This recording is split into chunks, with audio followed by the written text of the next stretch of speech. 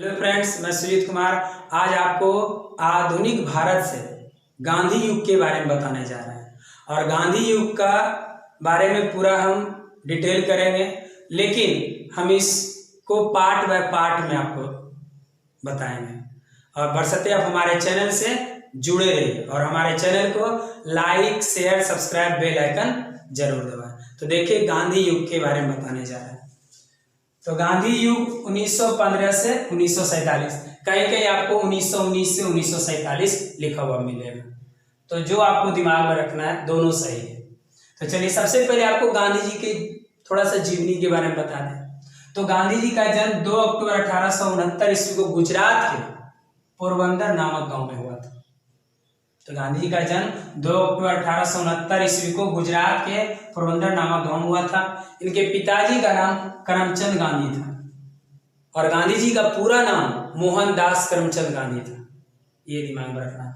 माता का नाम पुतलीबाई, पत्नी का नाम कस्तूरबा गांधी। गांधी जी 13 वर्ष की अवस्था में ही विवाह कर लिए थे, क्योंकि कस्तूरबा गांधी और गांधी जी कहा जाता है कि दोनों साथ ही पढ़ते थे, क्लास फेलो थे।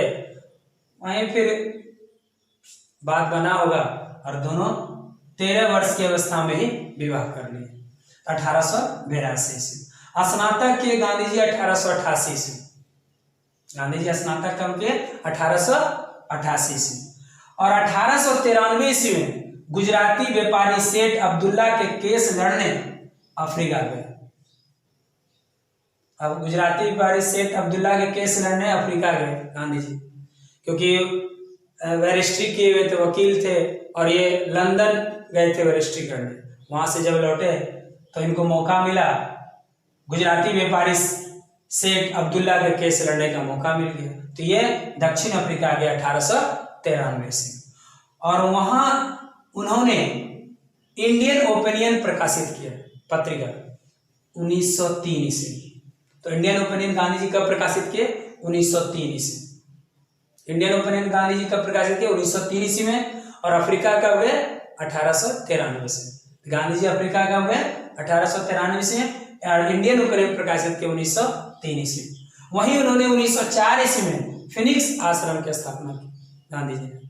तो गांधी जी ने 1904 ईस्वी में फिनिक्स आश्रम की स्थापना की, ये भी याद रखना है। और वहीं गांधी जी ने देखा कि काला और गोरा का मतभेद, रंगभेद नीति, जो गांधी जी वहां जो देखे रंगभेद नीति अफ्रीका में, और वहां उन्होंने एक बड़ा कदम उठाया और इस काला गोरा का मतभेद नीति को दूर करने के लिए उन्होंने बहुत बड़ा कदम उठाया। और वहीं उन्होंने गांधी जी ने प्रथम बार सत्याग्रह का प्रयोग किया 1909 से।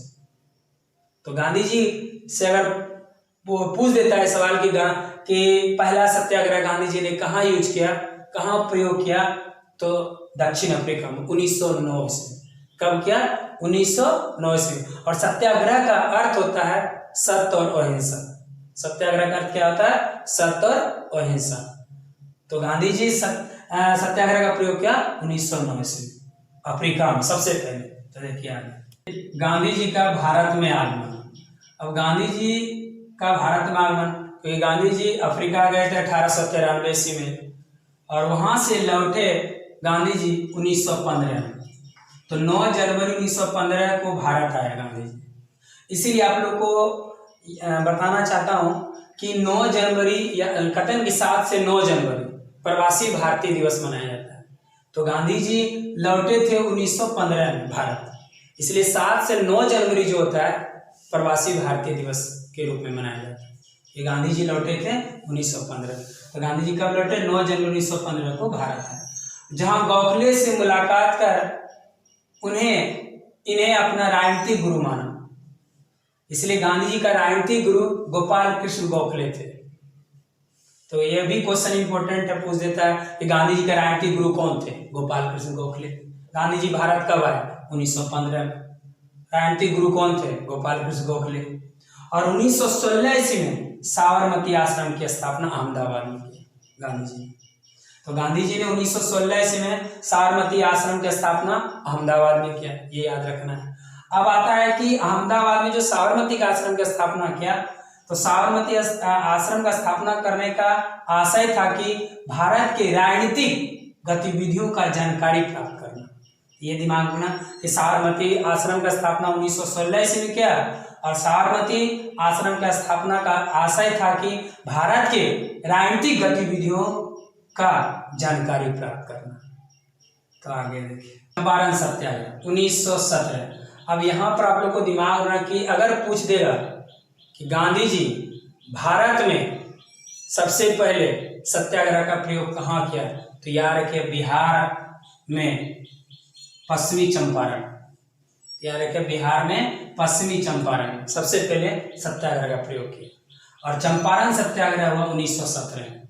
अब आता है सवाल कि चंपारण सत्याग्रह होने का कारण क्या था।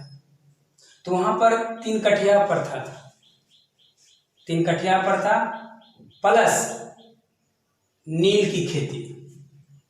और आप लोगों को पता है कि नील की खेती, अगर एक बार किसी भूमि पर नील की खेती हो जाता है तो 5 साल के लिए भूमि बंजर हो जाता है।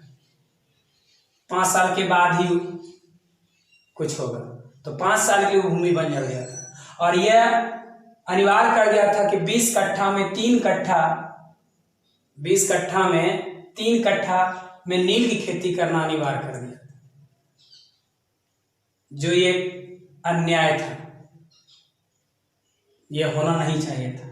तो यहां पर 3 कट्ठा प्रथा और प्लस नील की खेती का विरोध करना था,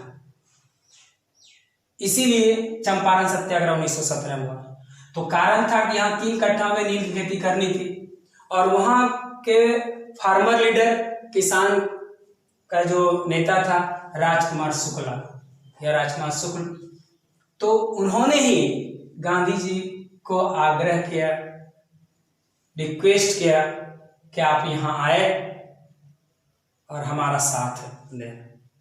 तो राजकुमार शुक्ला के आग्रह पर गांधी जी यहाँ आए, और गांधी जी के सहयोगी थे इस सत्याग्रह में डॉक्टर राजेंद्र प्रसाद, अनुग्रह नारायण सिंह, ये सब मिलकर इस सत्याग्रह में साथ दिए गांधी जी का।